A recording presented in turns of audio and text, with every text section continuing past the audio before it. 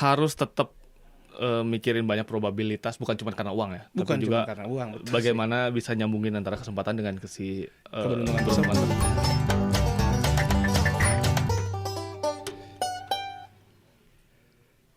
Selamat datang kembali.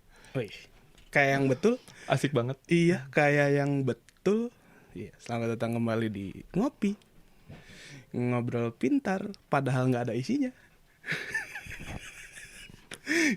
Jangan kaget, Pak. Jangan kaget kalau saya garing. Karena emang sudah watak. Maksudnya gue udah di jalan tuh tadi ini pasti akan sama aja kayak obrolan kita sebelumnya. Iya, gitu. Juga emang harus udah nyiapin mental Harus aja. nyiapin mental dengan sebaik-baiknya. Ini di episode keempat Ya. dengan judul How to Think Like Ketupat Teori, atau bagaimana cara berpikir dengan menggunakan teori ketupat. Ya. Sebenarnya garis merahnya itu. Tapi jangan kaget kalau kita obrolannya pasti kesana kemari. Saya semari. Iya. Kembali lagi bersama saya Fad Ramadan Besari. Ya, salam kenal bagi yang belum kenal, yang udah kenal silakan aja memaki. Baik. Dengan siapa, Pak? Boleh berbicara? Firza, Fierza ya, bukan Firsa. Firsa tuh kakaknya dia. Gue namanya Firza, Fierza. Iya. Instagramnya Penangkap Cahaya. Gue selalu pengen ngomongin Instagram gue namanya Penangkap Cahaya. Kenapa? Jadi cahaya lagi lewat ditangkap gitu. Iya, emang karena pekerjaan awalnya. Karena pekerjaan. Terus kan kalau Instagram nama kayak nggak punya identitas gitu. Jadi lagi berpikir apa ya identitasnya seorang fotografer tuh apa. Oh, jadi Anda berdeclare atau mendeklarkan diri bahwa Anda fotografer? Dulu ya. Oh, dulu ya. Sekarang mah tukang. Wow. Sebuah tukang. Iya, tukang cuci film foto dan lain-lain. Oh iya. Terus kita bahas sedikit. Nah, ini nih seru nih. Background dulu deh biar apa namanya istilah kata pendengar tuh atau penonton tuh biar tahu nih background kamu tuh siapa sih. Kan saya biasanya manggil orang yang enggak terkenal, Pak. Justru itu. Ya. Saya pengen yang enggak terkenal jadi tetap Ya, yang nggak terkenal jadi dibenci sama orang. Itu tujuannya sana aja pokoknya. Enggak. Apa ya? Kalau background kan sebenarnya susah describe background. Buat gue yang terlalu banyak loncat ke ragam circle lah. Dulu kuliah sempat seni musik, maksudnya lahir di Bandung, pindah ke Garut, terus besar di Garut, SD, SMP, SMA, pindah lagi ke Bandung, sekolah musik. Cuman gara-gara dulu waktu di Garut gue sekolah di Elvas Syuri, tau lah, Elvas Music School namanya, yang Elvas, punya ya? Elvas. Dulu sekolah musik di situ ceritanya. Terus ngerasa idealisme anak SMA kan, wah ya gue adalah gitaris, musisi, jadi gue harus melanjutkan sekolah musik. Bacot. Akhirnya gue kuliah musik di Unpas, terus mengundurkan diri waktu itu karena terjebak dengan banyak hal lah, kan itu kadil di kuliahnya. Iya. Terus akhirnya jadi fotografer sempat, jadi tukang kru event sempat, WO lah, dan ya dunia kayak gitu sempat, cuman untuk bertahan hidup. Terus akhirnya end up di lab cuci film foto, Hypercat Lab nama kantornya, sama ada kantor branding namanya Rana Kolektif. Sampai hari ini gue masih di situ. Kirain nggak keren kalau di musik nggak jadi tukang event gitu, jadi kru event gitu kan. Itu kan mindset anak muda kan. Wow. Kayak jadi bagian dari identitas tuh. Iya. Wah, gue apa namanya kru event. Padahal capek. Duitnya kecil. Gak bikin lo kaya. Iya. Begadang, benar. Tidur di samping kabel. Iya, samping panggung di rigging ya, Pak. Iya. Wah, itu jahat. Luar biasa. Dunia mengerikan. Betul. Itu sih sejauh ini kalau ditanya background kayaknya orang lebih prefer untuk ngasih tahu hari ini kerjaan gua apa dan di mana dan ngapain aja, cuman itu aja sih. Oke. Wah, keren sekali ya. Sebuah perkenalan ya. Perkenalan. Mesti ini tuh obrolan pertama ini, kalian tuh pasti udah mengulang obrolan ini berkali-kali kan, pasti bosen lah. Iya. Tapi ya udahlah ya. Jadi ya udahlah ya. Iya. Terus udah, Thank you, terima kasih banyak. Bisa cabut. Hebat. Oke, kita apa ya sebenarnya ke brand identity dulu deh. Kamu kan sering nih ya istilah kata sudah ternama di brand identity gitu. Anjir, ternama apaan? Brand identity, creativity ya, kreativitas, brand identity. Gimana sih maksudnya? Apa sih itu teh? Apa sih kayak saya tuh juga kepo gitu. Kalau kata Google, branding itu kata Pak Subiakto. Wah, mungkin ada, gua nggak tahu apa ada tahu Pak Subiakto atau enggak. Kata Pak Subiakto, branding itu artinya persepsi. Jadi gimana caranya menanamkan persepsi si brand ini terhadap market. Itu branding. Kalau merek ya nama gitu. Kalau marketing kan berarti gimana mengkonversi si barang jadi sales.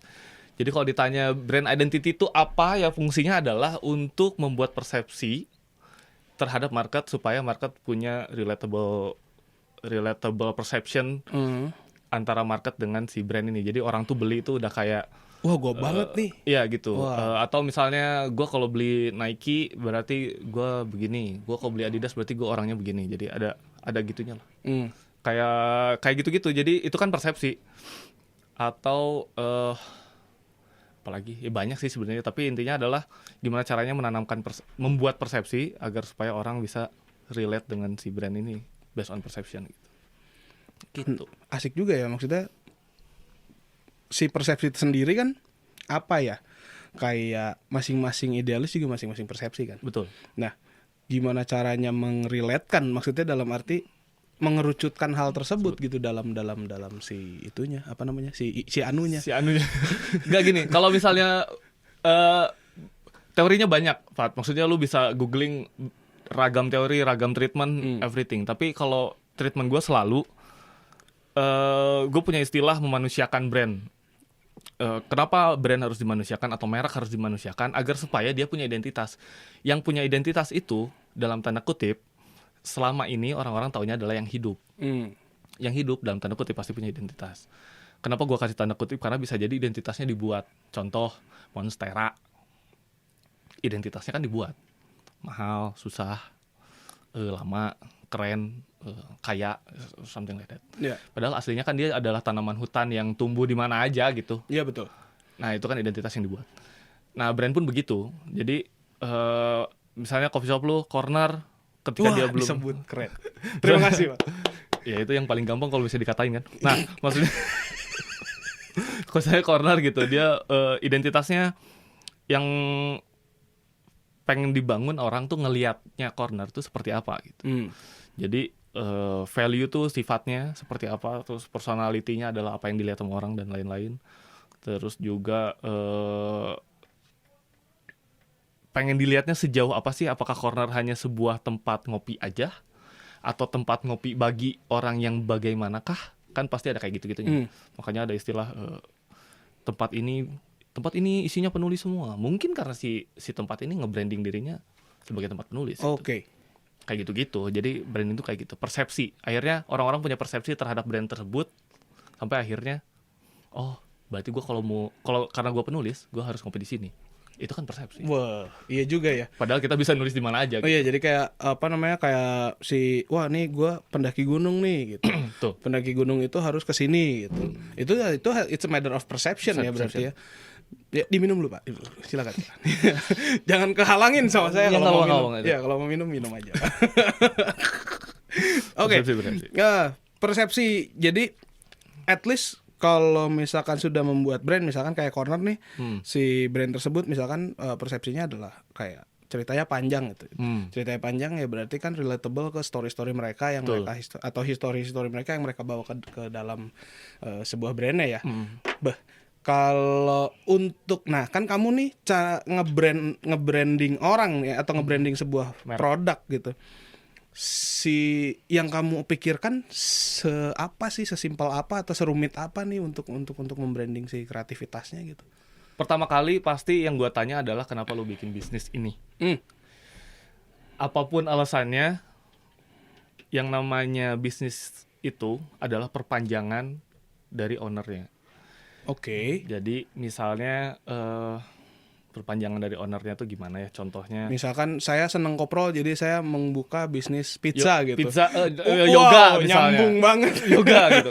Ini kan ngomongin persepsinya bukan brandnya. Jadi ketika ngomongin branding, si yang punya tempat ini, si owner ini, dia tuh punya personality seperti apa, dan gue harus banyak ngobrolin itu dulu. Oke. Sebenarnya lu tuh siapa, lu kenapa bikin brand ini, apa visi lu tuh sebenarnya apa, maunya gimana, terus pendekatannya ingin seperti apa, pengen dilihat sama orang seperti apa. Biasanya kalimat-kalimat yang keluar itu semuanya idealisme. Oh. Sedangkan ketika kita ngomongin bisnis, idealisme itu tuh sesuatu yang apa ya gue nyebutnya tidak sustainability lah. Tidak bertahan. Tidak bertahan gitu. Ketika hanya berhenti di idealisme. Jadi idealisme itu harus gue serap dulu supaya kepala gue sama kepala dia tuh harus terbentur. Harus sama. Oh, harus sama. Kalau terbentur mah mau nyambung atau mau gawe Oh iya. Sorry, nggak akan kerja gitu maksudnya gue sama dia kan. Duh, keluar bahasa Sunda. Tapi maksudnya gitu, kalau terbentur sulit. Jadi emang harus disatuin dulu. Iya. Mental-mental ya. Mental-mental. Aduh. Gitu. Jadi susah gitu. Makanya orang biasanya lebih banyak lu sukanya ngobrol apa, lu sukanya musik apa. Nah, kesana biasanya larinya. Ketika udah tahu, oh, yaudah si corner ini mau dimanusiakan. Corner lagi ya, ya misalnya gitu. Kalau si corner ini mau dimanusiakannya sebagai apa? Apakah sebagai coffee shop sosialis, bla bla bla bla bla. Jadi kita bikin dulu satu narasi yang nge-rap secara keinginannya si owner ini. Baru dari situ bikin turunannya dan misalkan saya pengen corner dijadikan sebagai memanusiakannya sebagai Iron Man gitu, bisa. Berarti kan dalam tanda kutip dari mulai lu komunikasi harus kayak Robert Downey minimal. Oke. Malah ketawa. Bener dong. Bener gini gua. Bener. Kan mindsetnya Iron Man tuh Robert Downey kan. Iya. Ya udah, kayak dia dulu. Terus jadi punya temen Thor gitu. Punya temen Thor, berarti kan minimal yang datang ke sini itu adalah orang yang memang suka teknologi. Betul. Ya kan, kayak gitu-gitu. Terus gimana dong supaya orang yang suka teknologi datang ke corner? Oh, berarti harus ada hal-hal yang berhubungan dengan teknologi itu nempel di corner. Hal-hal canggih misalnya. Hal canggih, misalnya bikin kopi dengan kopi meren. Misalnya gitu ya. Terus tiba-tiba ada robot anjir bikin kopi. Something like that lah. Jadi kayak gitu-gitu. Harus ada sesuatu yang relate dengan market yang pengen lu tuju. Gitu, udah itu doang. Branding mah cuma ngomongin itu sebenarnya. Teori mah udah panjang lah, banyak. Tapi buat orang mah gue membuat sesimpel itu agar supaya bisa lebih mudah. Agar supaya lebih mudah. Lebih mudah berpikirnya. Gue sih gitu sih. Menarik. Kalau misalkan nyinggung si judul nih, kan cara berpikir seperti ketupat. Iya, seperti teori ketupat ya. Seperti ketupat. Itu gimana sih, coba? Teori ketupat adalah teori yang gue buat. Cuman gara-gara gue sering ngobrol sama temen gue dalam waktu di kosan. Obrolan tongkrongan ya? Iya, obrolan kosan gitu. Kita sering membedah sesuatu. Kan kadang gabutnya kalau malam-malam. Bedah tikus gitu, bedah kelelawar gitu. Iya, kadang kodok.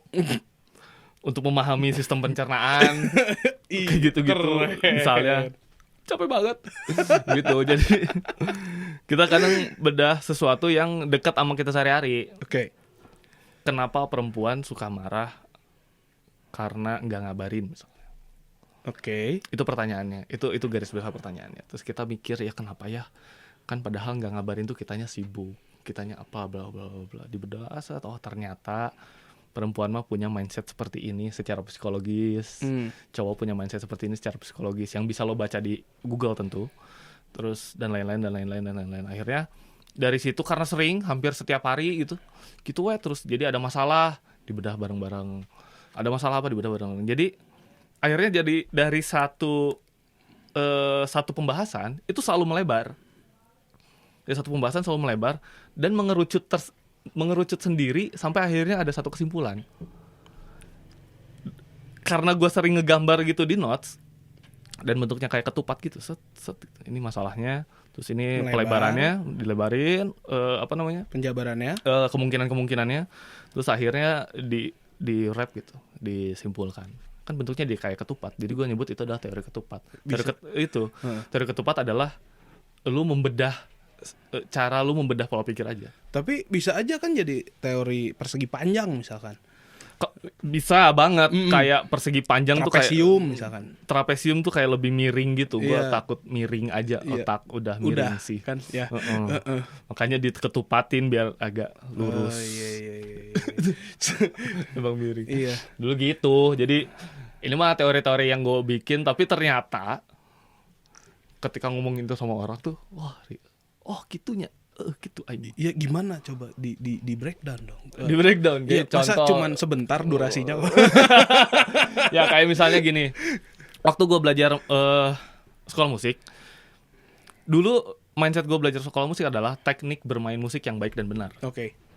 Hanya itu gitu. Teknik bermain musik yang baik dan benar. Ketika sekolah, ternyata bukan hanya teknik main musik yang baik dan benar. Bahkan si baik dan benar ini teh abu-abu. Saru ya. Abu-abu banget gitu, nggak tahu baik dan benar tuh menurut siapa dan gimana tuh, kita tuh harus nyembutin nama orangnya baru gitu. Oh ternyata ada belajar manajemen, ternyata ada belajar filsafat, ternyata ada belajar psikologi, Not balok gitu, itu teknis tuh. Terus ada belajar manajemen, tiba-tiba semester 1-2 belajar PPKN kayak gitu bahasa Inggris dan lain-lain. Kenapa gue yang mau belajar musik, kenapa gue harus belajar bahasa Inggris di sekolah musik? Itu pertanyaan pertama. Setelah gue pikir-pikir, oh iya ya, kalau gue nggak belajar bahasa Inggris di musik, kan musik modern itu kan datangnya dari luar. Betul. Semua mazhabnya bahasa Inggris. Kalau gue nggak bisa bahasa Inggris, gue nggak bisa baca mazhab. Oke. Artinya gue nggak akan bisa ngerti apa yang dibikin sama orang sana di industri musik dunia gitu.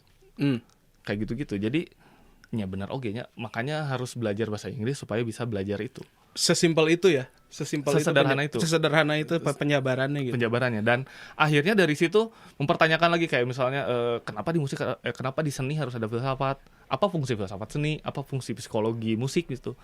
Kenapa katanya nggak semua lagu Mozart bagus buat bayi? Apa alasannya? Dan lain-lain. Dan menyangkut juga ke sejarah ya berarti ya. Menyangkut ke sejarah. Kenapa zaman dulu ada orang yang dibunuh cuman gara-gara dia nyanyi di luar di gereja gitu, dan bla bla. Akhirnya panjang gitu, dan hal-hal itu yang membuka pikiran gue bahwa belajar musik itu bukan soal lu bisa main musik atau dengerin musik atau jadi seorang resitalis gitu, atau misalnya musisi dan lain-lain. Lu bisa kok tetap bermusik dengan cara yang lain. Contoh sederhana, nggak semua produser musik bisa main musik. Oh iya, setuju saya. Nggak semua. Betul. Orang yang operator rekaman, iya, bisa jadi dia nggak bisa main musik, tapi dia tahu pitch mana yang salah, mana yang enggak. Dia tahu notasi yang ini notasinya miss, yang miss di mana dan enggak gitu. Apakah dia bisa main musik? Enggak. Tapi ininya bermain, kupingnya, otaknya gitu, feelsnya, instingnya yang main. Artinya kan kalau kayak gitu, lu nggak perlu bisa alat musik untuk mencintai musik. Betul, saya setuju. Itu awalnya. Terus akhirnya ya berkembang. Gue belajar mulai masuk fotografi pun akhirnya gara-gara itu. Bosan di musik. Kok gue kayaknya nggak bisa jadi performer. Gue nggak bisa jadi pemain gitar keren gitu. Dulu spesialisasi gue perkusi kan. Sempat sedesperate itu ya Pak? Bukan karena nggak ada job, tapi karena nggak nemu aja kenapa gue main percussion itu nggak seenak orang lain main percussion. Jadi gue mempertanyakan. Ketemu sama Pak Budi, gue ngobrol sama Pak Budi Dalton, gue ngobrol sama pemain perkusi Malik tuh siapa namanya. Pokoknya gue ketemu di event, terus gue nanya apa yang bikin lo nyaman. Ya gue ngerasa ini jadi bagian dari dirinya gitu. Nah kenapa gue nggak bisa menjadikan itu sebagai bagian dari diri gue? Jadi quarter life krisisnya di situ lah. Krisisnya di situ. Akhirnya mempertanyakan dan udah orang salah belajar ternyata gitu. Jadi yang selama ini didalami itu adalah justru pemikiran-pemikiran, sejarah, lecture-nya. Bukan sejarah yang tadi gue bilang gue hatam sejarah blues misalnya. Enggak juga. Tapi nilai-nilai yang ada di sejarah itu yang gue ambil. Gue baca, ini nilainya apa? Ternyata ini bisa dipakai kehidupan. Ini bisa dipakai kerjaan. Malah seneng baca begituan daripada main musik. Itu mah emang udah habit kali ya. Jadi, berarti lu basically seneng baca ya? Ya, alhamdulillah. Seneng baca. Dan apa namanya si habit tersebut dibangun sampai detik ini mungkin kan gitu. Ya, nggak bisa gue sehari nggak baca 2, 5 sampai 10 artikel I think. Artikel apapun mau ngomongin politik, mau artikel Barat Indonesia, gue baca. Menarik ya, interesting. Buku maksudnya pun sama. Berarti kamu tidak mengerucut ke dalam satu profesi dong berarti ya? Enggak. Karena apa tadi kalau kita yang kita obrolin tadi tuh tadi yang mana yang di depan? Yang di luar. Oh, yang di luar. Sebuah profesi itu tidak kita itu tidak boleh berpikiran seperti sebuah profesi ya. Jadi kalau profesi kan hanya garis lurus. Dan kalau misalkan apa namanya? Lu pengen lu bermindset, lu tuh pengen ada di semua garis tersebut. Dan bukan maruk ya, cuman pengen bisa ya. Pengen paham aja. Pengen paham ya. Dan sesederhana gue paham fungsi dan nilai, cukup gue. Gue nggak perlu ada di dalam, gue nggak perlu jadi seorang dokter untuk bisa memahami secara fungsi dan nilai dari fungsi dokter itu sendiri. Dokter nyembuhin orang. Gue yakin dia tuh bukan cuma nyembuhin orang, tapi dia tuh harus belajar komunikasi supaya bisa nyembuhin orang, supaya tahu penyakit orang ini apa. Yang nilai yang gue ambil, berarti cara komunikasinya supaya gue bisa ngerti apa yang dia rasain. Betul. Gitu loh. Itu kan nilai yang di luar dari profesi dokter sebenarnya, tapi itu kan harus dipelajari oleh dokter. Nah kayak gitu. Gimana ya cara dokter bisa tahu kalau gue sakit? Gue mau kepo gitu. Iya. Ternyata harus di detak jantung. Detak jantung orang tuh gimana ya cara ngeceknya? Nah kayak gitu-gitulah Pat. Jadi ketika gue ketemu dengan satu keilmuan tertentu, gue bisa dengan mudah reach itu tanpa harus menjadi itu gitu. Tanpa harus menjadi dokter. Misalnya contohnya dokter kan. Atau barista dan lain-lain lah. Yang penting orang tahu aja, fungsinya ini buat apa dok? Ini fungsinya untuk begini. Ini nilai ini yang bisa gue ambil nih buat kehidupan. Ambil. Jadi gue tuh sistemnya gitu. Kalau dalam satu gelas nih ilmu nih, dalam satu ini kan ada kristal yang berkumpul. Air itu kan kristal yang berkumpul tuh. Gue ambil satu kristalnya buat gue pakai dalam kehidupan sehari-hari. Oke. Gitu. Nah, seru nih kalau ngomongin value ya, kan nilai ya, nilai-nilai kehidupan, nilai-nilai apa namanya sebuah profesi gitu. Gimana sih maksudnya biar para pendengar atau para penonton tuh bisa mendapatkan gitu si nilai-nilai itu atau bisa memilah dan memilih nilai-nilai mana yang mereka butuhkan atau misalkan jangkau gitu. Iya benar. Itu pertanyaan bagus. Sebentar dulu. Video ini diproduksi oleh Mano Visual. Wow, sebuah promosi keren banget ya. Terima kasih banyak untuk Mano.visual. Mano.visual itu ada di Instagram ya? Ada. Oke, Instagramnya. Ayo kita blog teman-teman. Mano.visual. Terima kasih Mano.visual sudah membawa kami sejauh ini. Jujur nggak nyangka sih bakal ada episode selanjutnya. Sumpah. Gitu. Iya, karena berkat dorongan AdSense yang akan dicabut. Jadi saya tetap berkarya the moment of kepepet gitu, karena memang kehidupan itu harus di luar zona nyaman sedikit. Jangan terlalu jauh tapi jangan terlalu dekat pula. Gitu. Ya, Mano.visual dan juga video ini disponsori oleh Corner Coffee ya yang tadi udah sebut sama Firza ya. Gila hard selling banget gak gue tuh. Gue pokoknya kalau bikin analogi, gue akan pakai Corner Coffee analogi. Wow. Biar sebisa mungkin. Iya. Biar terus disebut. Biar sebut, ya benar. Sama kalau mau dijelek-jelekin gampang ya. Okay. Jadi kalau jelek, nah ini gue kasih tahu jeleknya. Iya betul. Gitu ya. Pokoknya video ini disponsori oleh Corner Coffee dan diproduksi oleh Mano.visual. Jangan lupa di follow ya guys. Betul. Ya. Dilanjut tadi pertanyaan yang tadi. Apa pertanyaan? Ya itu gimana caranya untuk kita bisa memilah dan memilih nilai-nilai atau value-value yang dibutuhkan gitu oleh para pendengar atau para penonton nih. Gimana nih cara memilah dan memilihnya nih? Disclaimer dulu ya. Semua yang gue omongin di sini adalah hasil pengalaman gue sendiri, teori yang gue dapat sendiri, cara gue berpikir, cara gue berpendapat, dan beropini. Jadi kalau misalnya menurut kalian salah, ya that's not my business anymore. Iya. By the way. Nah, kalau soal itu jawabannya cuma satu kata. Ngaca. Seberapa sering lu ngaca? Oke. Cuman itu aja. Karena FYI, lu aneh nggak gini, lu aneh nggak? Lu tahu lu suka baju apa, tapi lu nggak tahu lu sukanya apa. Ya. Lu tahu suka, kita ngomongin misalnya kayak Manodot Visual gitu ya. Mereka suka hal-hal yang berhubungan dengan visual, terutama video, karena mereka kuliahnya tadi film dan televisi. Tapi ketika ditanya film apa yang mereka suka, mereka nyebutin banyak. Oke, dari banyak itu satu aja. Ini. Kenapa ini? Misalnya A. Kenapa A? Karena secara sinematografi, pemilihan gambar, coloring dan bla bla bla-nya bagus banget. Oke, berarti cuma teknis. Gimana kalau secara teknis itu ada di film B? Apakah lu akan suka dengan B? Belum tentu. Ya. Artinya yang dia suka hanya teknis. Kalau manusia, ini teknis. Ini teknis. Ini tuh apa, Pak? Ini teknis, jam tangan nih. Jam tangan, baju, ya. Handphone, ini teknis. Tapi value kita sebagai manusia kita lupa. Oke. Cara kita tahu bahwa gue suka baju Uniqlo karena gue orangnya minimalis, tapi datang ke rumahnya berantakan, tidak minimalis. Sangat minimalis ya.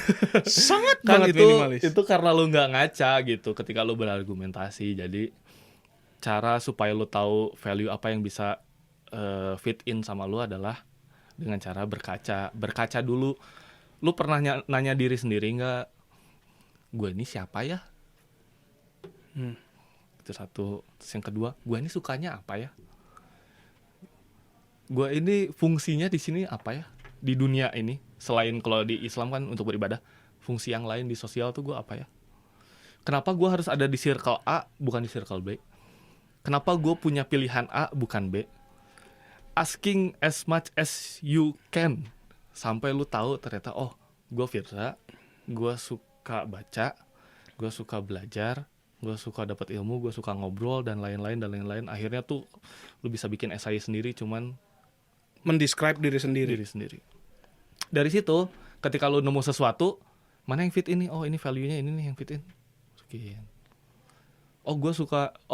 Kenapa gue bisa ketemu sama lo dan sekarang bikin podcast? Sesederhana karena gue sering ngobrol. Dari ngobrolnya kita di Clubhouse, teman-teman.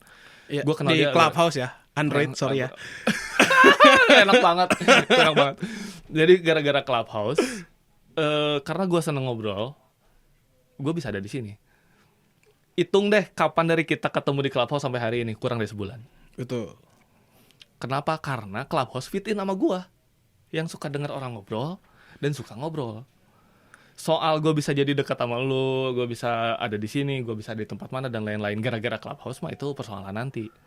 Tapi kan apakah ini bisa attachable? Ya. Kan kita bisa milah tuh dari obrolan, ini attachable, ini approachable, ini enggak. Kan bisa milah gitu. Jadi ya gitu sih. Pasti rumit lah dengerin omongan gue. Cuman intinya bahwa cara lo untuk bisa menemukan value yang fit in dengan lo adalah dengan lo bisa menjawab setiap pertanyaan yang berhubungan dengan diri lo. Nah itu. Tapi itu bukannya jadinya ego ya? Bukan kan? Nggak apa-apa. Maksudnya kayak, bentar Pak, pakai kacamata dulu ya. Iya, nggak apa-apa. Pusing saya. Emang. Maksudnya bukan kayak, itu tuh kayak lebih ke egosentris ya namanya ya? Iya, apa betul, sih? Egosentris. Bagus justru. Kalau nggak ego mah nggak akan ada keturunan. Oke. Kan Nabi Adam diturunin karena ego. Iya, betul. Udah selesai. Kalau itu kalau mau ngomongin itu rada berat sih Pak, maksudnya di podcast ini kayaknya nggak cocok. Banyak yang menghujat. No, I mean like ego di sini tuh adalah kalau kita tidak memulai segala pertanyaan dari ego, kita nggak pernah tahu kapan harus memanage ego itu sendiri. Iya. Gue suka kopi, itu kan ego. Betul. Daripada teh. Nah, ngomongin manage ego nih, seru nih. Manage ego, apa yang harus di manage dari ego? Ya lo tahu kapan lo harus pakai ego itu, kapan enggak gitu. Oke. Sesederhana kapan lo pakai prinsip A dan pakai prinsip B. Nah, yang jadi value-nya jelek atau yang jadi ego itu jelek adalah karena lo memaksakan prinsip A di tempat B. Oh, selesai. Jadi forcing ya? Iya. Jadi forcing kita kayak gua tuh gini gitu. Oh, rekam mana eta? Aduh, sorry. Ya itu kan kayak gitu maksudnya benar. Rekam mana gitu, benar. Gitu. Kayak gitu. Dan lu nggak fit in gitu. Lu nggak akan pernah bisa fit in selama lu ngerasa ego lu adalah yang paling benar. Dan itu nggak baik ya. Persepsi sih ya. Baik nggak baik itu sebuah persepsi. Tergantung gimana manage-nya. Iya. Gitu. Kalau bisa manage egonya, wah berarti keren banget. Kalau misalkan terlalu forcing ego ya tengteingen ya. Ya benar banget. Kayak dia tuh yang ngerasa paling idealis sedunia gitu apa gimana? Iya, terlalu egois pisan ya. Egois pisan. Betul. Kayak sederhana ini deh, kita tadi ngomongin soal keuangan yang akan terjadi dari podcast ini. Iya. Kan tadi obrolannya sederhana banget. Nanti gimana soal perhitungannya? Iya. Itu kan sebenarnya pertanyaan candaan yang dalam tanda kutip emang harus ada persiapannya. Betul. Nah, ketika itu dijawab, ya ini nanti masuk ke sini semua atau masuk ke situ semua dan lain-lain. Nah, itu ego. Karena lu kerja nggak sendiri. Iya. Gitu. Atau deals pertamanya adalah ngebangun bareng-bareng. Kalau deals dari awal ngebangun bareng-bareng, artinya ketika ada keuntungan, yang kaya juga bareng-bareng, bukan satu orang. Betul. Kan gitu. Iya. Itu akan jadi ego ketika yang kaya cuma satu orang.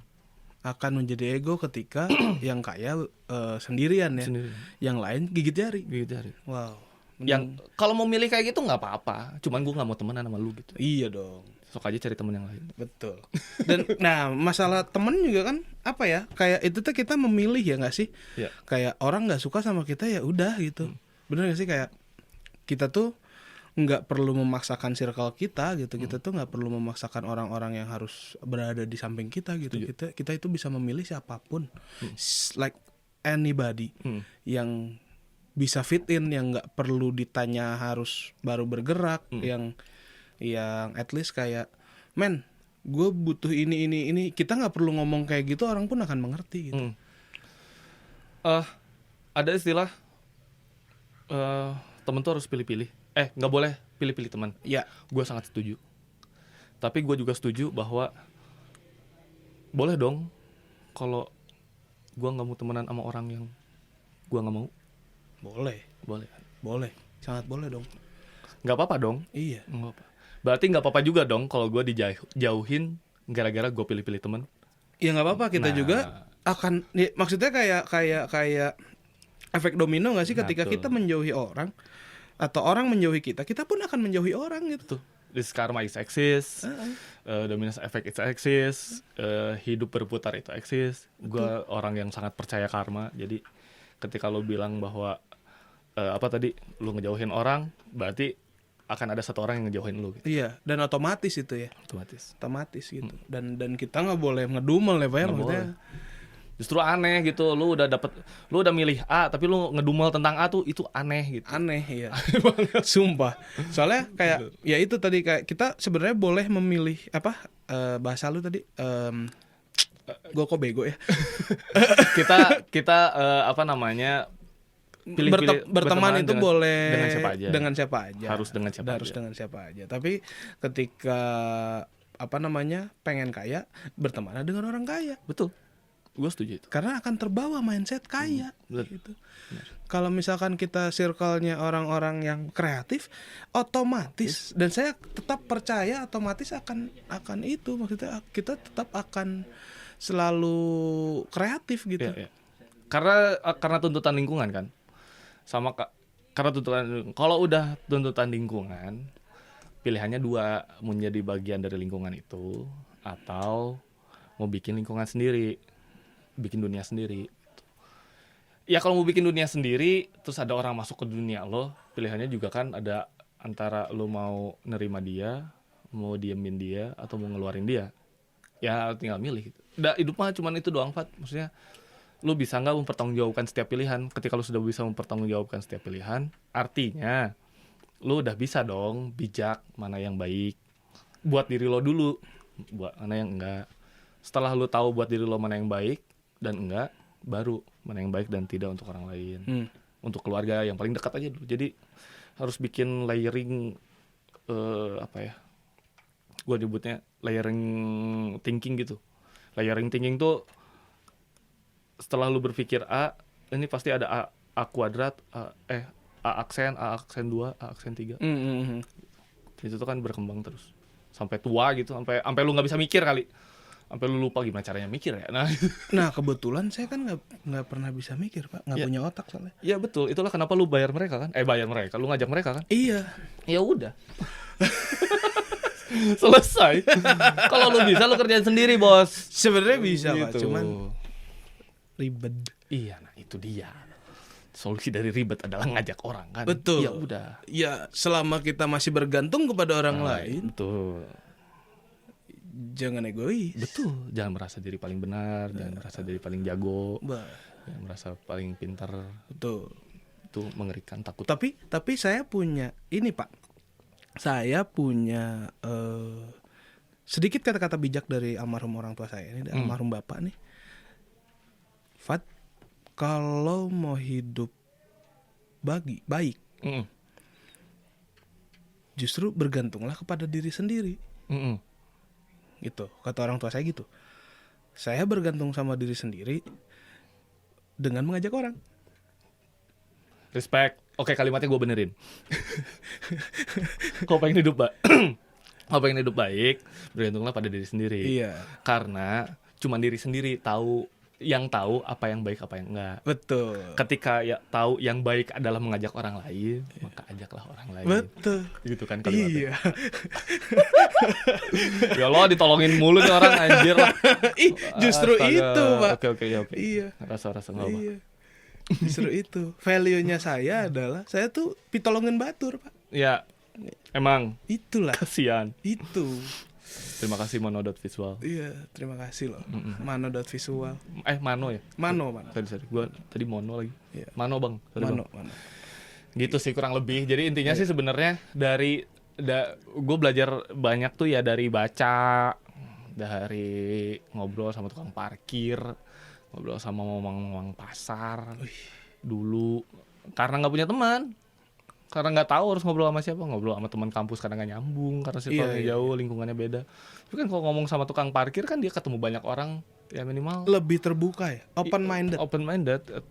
Ibu warung gitu, Iya. atau tukang cukur, gue mah seneng ngobrol sama orang-orang kayak gitu karena bisa jadi mereka tuh jauh lebih pintar dalam memahami kehidupan daripada gue. Betul. Ya udah, gue belajar dari mereka. Gitu. Kalau mereka ternyata punya valuable ya. Why not ya? Why not? Maksudnya jangan jorokan juga dalam arti milih temen. Betul.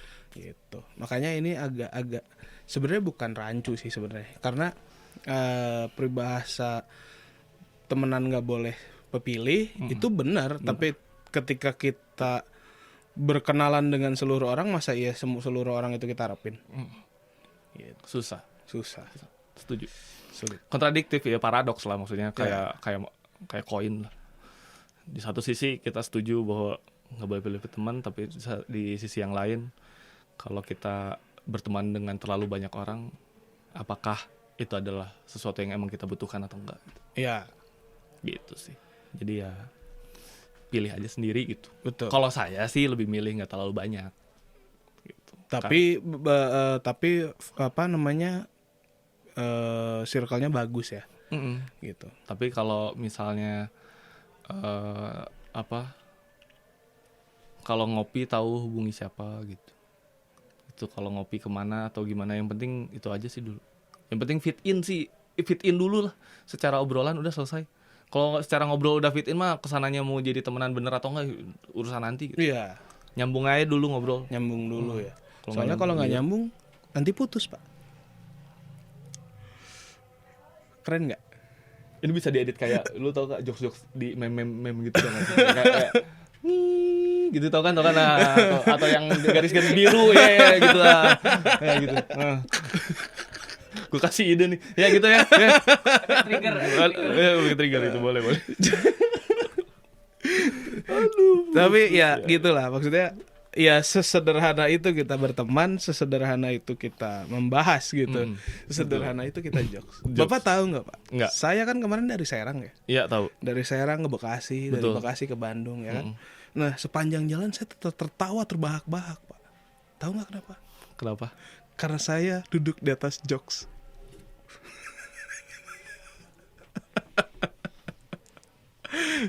upgrade jokes. Bisa gue masih bisa. Cukup lah 2 jam masih lah gue lah. Sampai banget.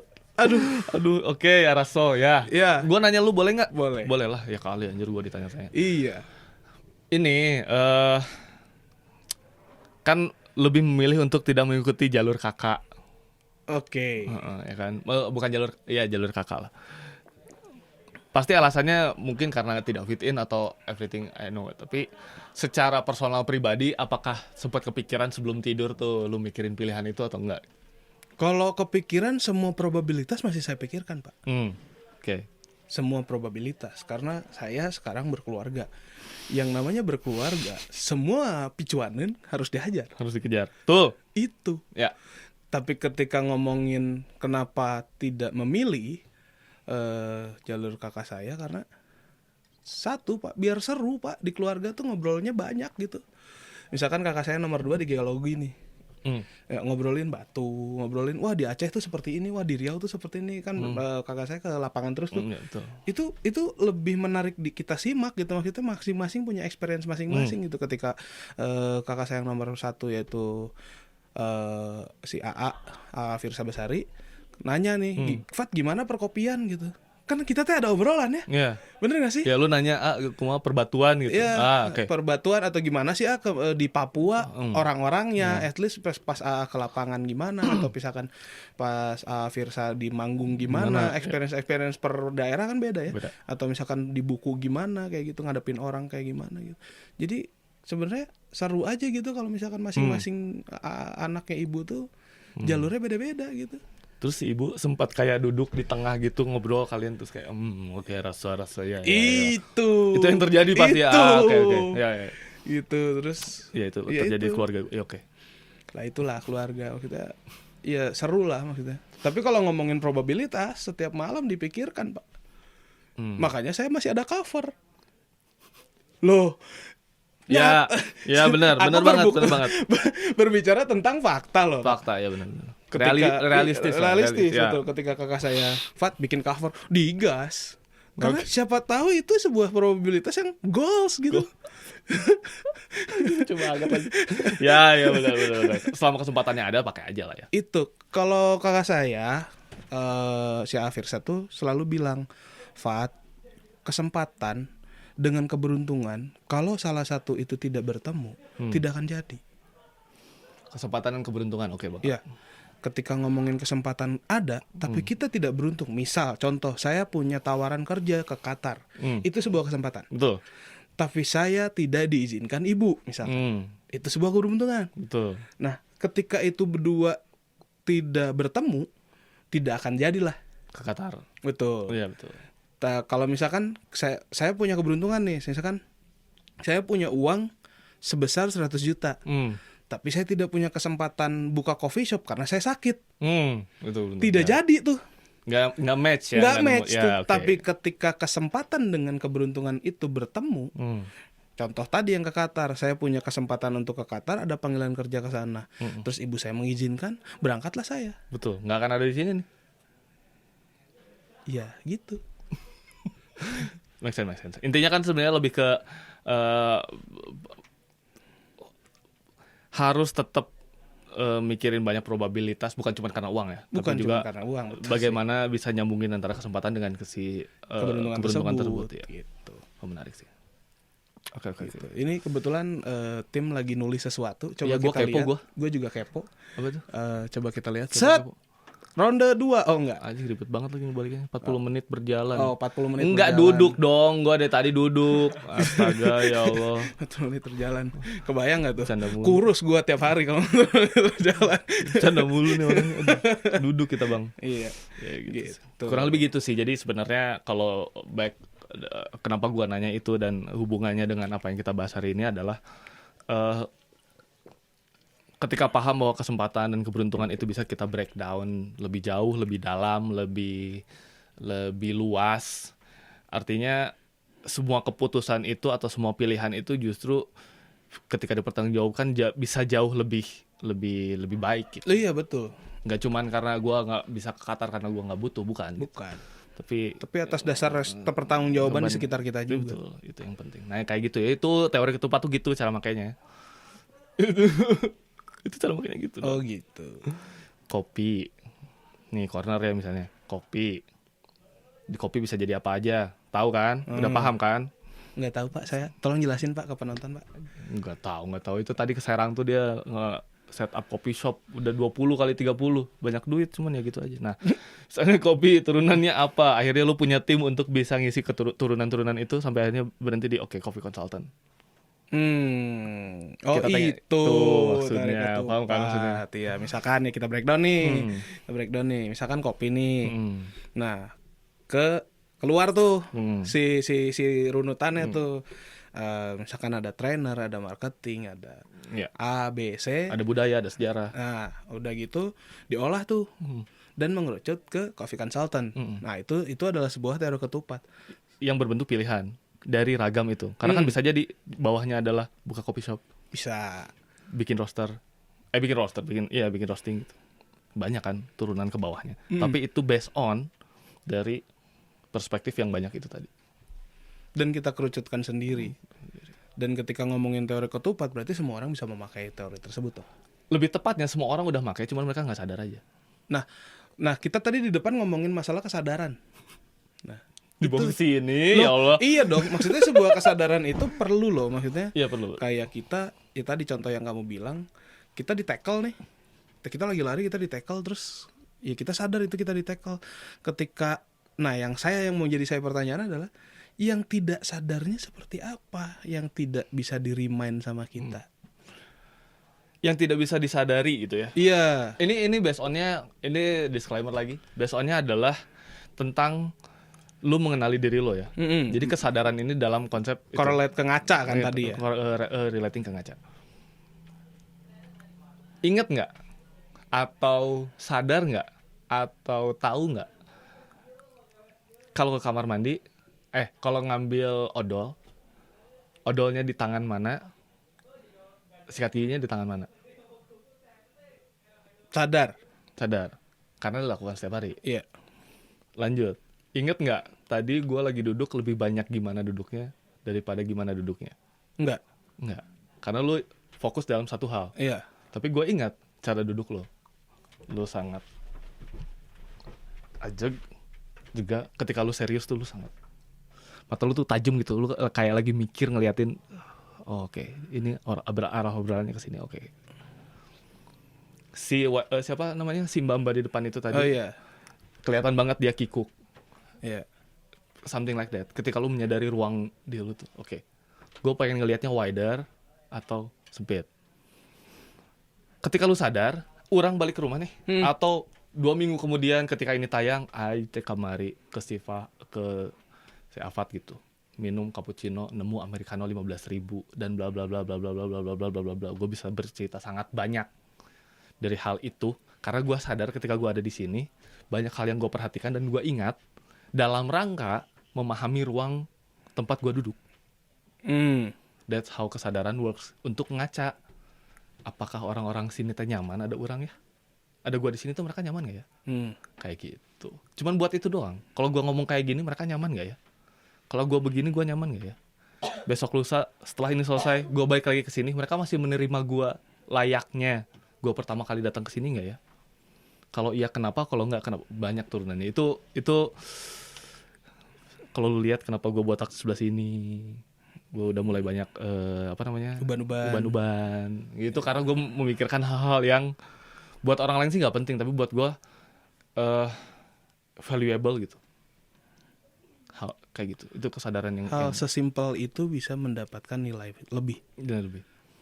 Gue tahu kalau gue kamar mandi, terlepas agama lu apa, kiri dulu atau kanan dulu, gue ingat. Gue kalau mau bikin kopi apa dulu yang dimasukin, gula dulu atau kopi dulu, gue tahu. And that's emas ya. That's emas. Karena gue nggak mau hidup dalam ketidaksadaran, gue nggak mau menyesal karena gue tidak sadar. Pernah nggak lu menyesal karena lu tidak sadar? Nggak pernah Pak. Kalau misalnya nggak pernah, bagus. Karena hidup saya nggak pernah sadar. Bisa jadi begitu. Artinya skip terus. Gua nggak peduli value apalah itu. Skip. Lupain gawe, aja. Gawe. die. Kerja tipes mati ya. Gitu. Jadi ketika gue nggak setuju, bukan nggak setuju, ketika gue tidak sadar, itu paniknya bisa panik beneran. Kayak tar gue tadi ngapain, itu beneran bisa panik. Nah, kalau ngomongin itu kan saya kebetulan memorinya kan tidak setangkas itu, Pak. Maksudnya dalam arti saya itu punya, nggak tahu ya, ini saya disclaimer aja sih. Masa ingat yang pendek. Atau short time memory loss. Artinya ada di bawah. Emang ngasih kerjaan, iya. Emang bagus banget. Keren gitu. Keren. Short time memory loss. Spotify nggak bisa lihat. Iya, nggak bisa, nggak apa-apa. Kan tadi udah disebut juga. Nah, short time memory loss itu kan kadang ada skip ya, Pak ya? Ada skip. Dan serius, like literally gua tuh orang ini disclaimer ya. Gua tuh orang yang segoblok-gobloknya gua ketika nyimpen HP di tempat A, gua pergi ke tempat B, gua balik lagi ke tempat A, dan gua bertanya, HP gue mana ya? Dan itu gimana, Pak? Cara menanggulangi ketidaksadaran yang Sebelum berlanjut ke sana, apa yang gue omongin tadi itu kan sesuatu yang sadar ya. FYI, gue kunci motor aja teh udah di tahap ini mengerikan. itu. Bener, tanya istri gue aja gitu. Dia udah di tahap ini gimana ya kunci motor supaya kamu pegang setiap terus-terusan. Udah di tahap itu karena gue sering lupa, gue sering ketinggalan, gue sering apa. Tapi dulu mah panik. Wah, kunci motor mana? Wah, panik. Sekarang kunci motor hilang, gue cuma duduk, diem. Lupa lagi. Di mana ya? Iya. Udah setenang itu. Artinya gue sadar bahwa gue sering lupa kunci.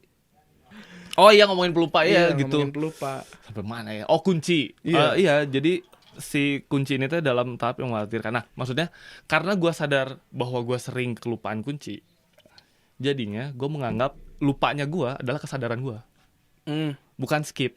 Karena kalau orang menganggap itu skip, berarti orang tuh mundur gitu. Gue tuh mundur berarti mikirnya. Dulu skip bikin panik, sekarang gue skip itu diterima. Ah iya, gue mau skip.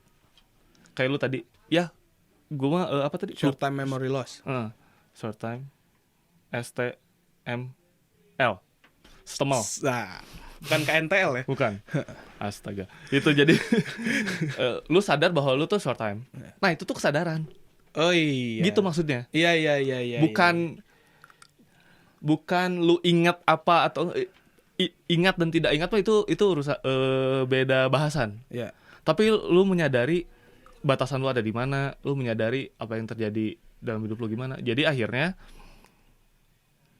lu udah punya barrier, hidup gua berarti di sini sampai sini aja. Ya udah gitu. Kunci hilang. Dulu panik banget. Kalau hari ini kunci hilang, amit-amit, terus gua panik, berarti kehidupan gua mundur, nggak maju. Iya, hidup mah kan harus maju. Iya. Itu maksudnya kesadaran tuh gitu. Lu sadar, gua sadar bahwa gua tuh orangnya banyak ngomong. Makanya kalau ada di tongkrongan terus gua tiba-tiba dikasih ruang untuk bicara, in the end orang itu sebel sama gua sering. Podcast gua juga berhenti gara-gara itu dan lain-lain. Tapi akhirnya orang sadar bahwa gua mah suka ngomong. Gua mah emang seneng aja. Seru, emang ngobrol tuh seru, Pak. Ya Seru. Betul. Karena cari ilmu gratis mah dari ngobrol aja lah. Iyalah. Masa susah. Iya. Enggak ada yang tetap harus kuliah, tetap ya kali anjir kuliah. Kuliah tuh ini apa persepsi gue ya.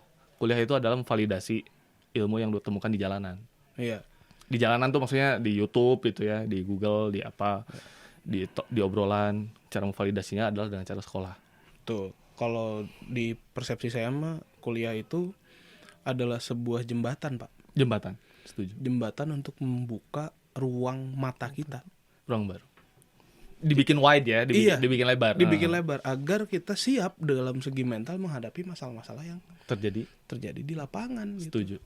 Karena kalau anak SMA kelihatan, Pak, maksudnya kalau orang yang bermental anak SMA atau stuck di anak SMA, maaf ya, bukan mengucilkan orang apa yang tidak kuliah, cuman kadang untuk problem solving itu lebih pendek daripada yang udah berkuliah gitu.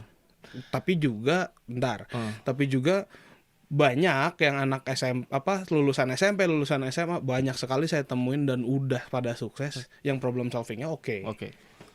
Tergantung ilmu berarti ya. Iya, tergantung experience ya. Apakah orang itu mau berilmu atau enggak. Gitu. Semakin banyak ilmu yang lo mau kejar, maka semakin banyak juga cara untuk lo bisa problem solve. Betul. Apapun itu. Saya pernah ketemu orang Pak, dia lulusan SD bahkan. Dia sadar. Nah, ini masalah kesadaran nih. Dia sadar dia lulusan SD, dan dia tuh baca tiap hari 1 buku 1 hari. Respect. Dan pada saat gua tanya, "Bang, kenapa sih lu baca sehari sampai 1 buku?" Gua sadar, gua cuman sampai batasan SD. Okay. Ilmu gua, sekolah gua ya dari buku gitu. Dan dari situ gue seneng baca, maksudnya gue jadi wah anjing respect banget Jan. Ya. Asli. Buku Jendela Dunia tuh itu buktinya. Itu buktinya, dan dia sukses. Gue tahu dia tuh rumahnya segede gambreng gitu. Mantap. Ya, maklar pasar kan rumahnya di desanya kayaknya gede banget. Di sini dianggapnya preman apa? Rumahnya chill. Ya jangan diskredit tuh itu sih, lebih ke situ sih. Jangan karena lu nggak punya. Ya gue setuju bahwa jangan karena pendidikannya rendah akhirnya direndahkan. Iya. Jangan karena nggak nyambung ngobrol sama lu akhirnya direndahkan. Betul. Jangan kayak gitu. At least apalagi nih tuh 10 menit tersisa. Oke. Lanjut aja Pak. Iya. Nggak, tahu ini 2 director beda. Iya, nggak apa-apa. Seru nih. Terus. Jadi at least kita harus, kalau kita tidak bisa membuat kalau gue sih lebih ke punya pola hidup atau prinsip. Kalau kita tidak bisa, istilah kata tidak bisa memberi apa yang kita punya, istilah kata atau apapun lah, at least kita harus menghargai orang tersebut gitu. Yeah. Bener gak sih, kayak lu jangan bacot lah, maksudnya lu nggak bisa mendapatkan pencapaian tersebut. Iya, tapi lu jangan sampai merendahkan gitu. Menuju 60 menit, siap. Lu tuh jangan sampai merendahkan orang tersebut gitu. At least ya lu sebagai manusia harus memanusiakan manusia, benar gak sih? Benar. Setuju gak sih? Setuju.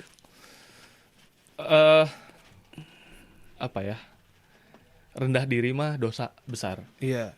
Nggak boleh. Di agama apapun rendah diri itu nggak boleh. Tapi wajib rendah hati. Iya.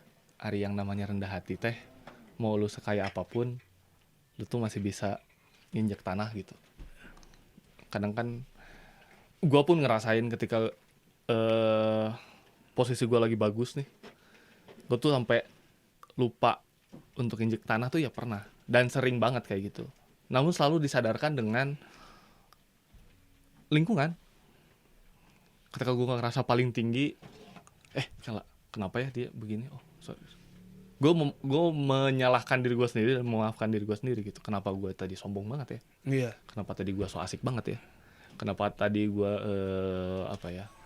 sotoy banget ya? Gitu. Jadi gue selalu remind itu gitu, karena takut. Gue cuma itu doang, Pat. Gue tuh orang paling takut apa yang gue lakukan. Oke, pertama gue paling takut kalau gue nggak sadar dengan apa yang gue lakukan. Itu satu. Karena gue nggak mau nyesal terhadap sesuatu yang gue lupa atau gue nggak paham kenapa gue melakukan itu. Yang kedua, gue paling takut dianggap merasa tinggi, dan gue paling takut dianggap merasa rendah. Itu gue paling takut karena untuk orang yang dalam tanda kutip butuh bantuan gue ada di atas. Untuk orang yang ngebantuin gue ada di bawah. Persepsi itu ada di mereka, it's fine. Itu mah gak masalah, karena emang gue yang butuh. Tapi gue ke orang, gue gak mau. Betul. Gitu aja, gue gak mau. Karena takut, ya itu tadi yang lu bilang. Jadi nginjak, jadi merendahkan, jadi mendewakan, atau ngesuhukan ke semua orang gitu. Sehu. Dia jago ya di di fotografi, di kopi, di apa gitu. Akhirnya suhu. Suhu.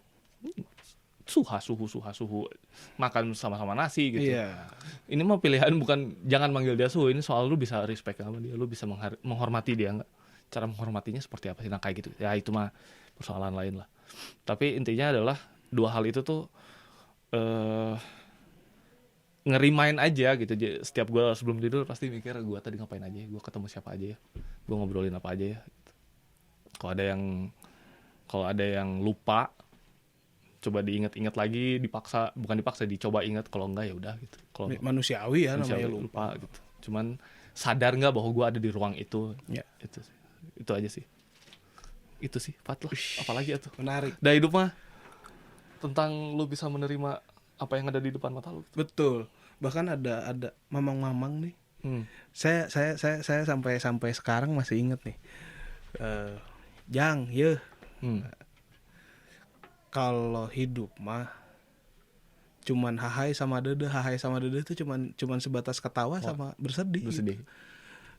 That's it gitu. Jadi lu nggak usah terlalu pusing gitu, kata si mamang-mamangnya. Dan itu saya tertampar sekali gitu. Karena lu bingung mau seneng atau mau sedih ya lihat beginian ya. Iya kayak gitu. Iya. Tapi benar, setuju sih soal itu. Bilang ke si mamang kalau punya nomor WhatsApp-nya. Nggak ada, Bang.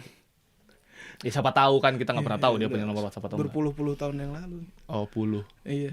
Bahkan umur lo baru 2 kali puluh sih. Iya. Nggak apa-apa lah. Ya kan biar dramatisir gitu. Iya, siap. Respect. Gitu. Oke.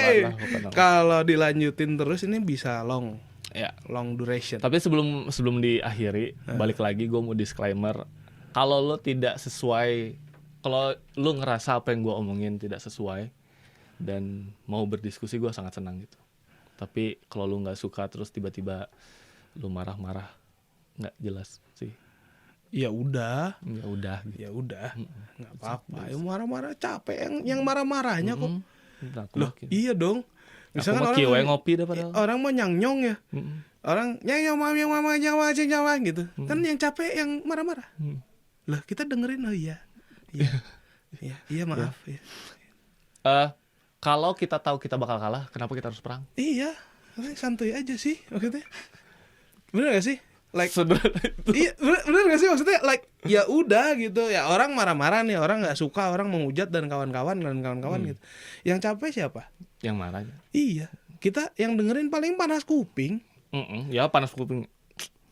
Apa pakai headset? Iya gitu ya. Udah selesai gitu. Atau ini nih, kalau tadi kalimat itu agak terlalu nggak oke. Gue lagi nonton drama Korea. Gue suka banget Korea. Judulnya Vincenzo. Kata dia, kalau lo berperang dan tahu akan kalah, menyerah adalah peluang. Respect. Gue baru itu keren banget. Maksudnya ya juga sih. Kalau gue tahu bakal kalah, nyerah teh peluang gitu. Bukan menang adalah peluang, bukan. Tapi tahu. Oh ya udah. Nyerah aja. Silakan gitu. So, mau menang go. Take your time. Gue mau balik lagi ke tempat gue sebelum.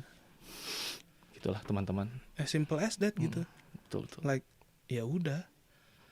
Toh kita yang dewasa yang mengetahui mana kapan harus menang, kapan harus kalah betul. Kita yang tahu batasan kita, kapan kita mau perang, kapan enggak. Iya. Yang barbar mah ya udah silakan barbar gitu. Iya gitu benar. Mau koprol, mau kayang terserah gitu. Betul. Setuju. Take your time gitu. Iya, sok aja. Gue seneng nontonnya kok. Iya, gitu kita menonton nonton. Gitulah pokoknya Fat. Iya. Panjang ini kalau dibahas. Iya, betul gitu ya. Sebegitu saja berarti. Iya, sebegitu saja episode kali ini. Terima kasih banyak Kang Firza. Instagramnya nanti akan muncul di bawah ini. Di sini. Instagram akan muncul. Ya itulah, mudah-mudahan dapat value hidup ya dari obrolan kita. Mudah-mudahan dapat sedikitnya pencerahan, sedikitnya ilmu baru dan lain-lain gitu. Karena kalau nggak dapat juga ya udahlah gitu. Semoga ada episode-episode selanjutnya. Terima kasih kepada Corner Kopi sudah sponsoring. Sebenarnya sponsoring maksa sih, brand saya sendiri ini. Iya. Terima kasih. Terima kasih juga kepada mano.visual. Sekali lagi mano.visual, Instagramnya di follow guys. Ada di kolom deskripsi semuanya, semua link Instagram bla bla bla itu semua ada di kolom deskripsi. Tinggal klik. Jangan lupa di subscribe, di like, di komen. Ayo kita diskusi.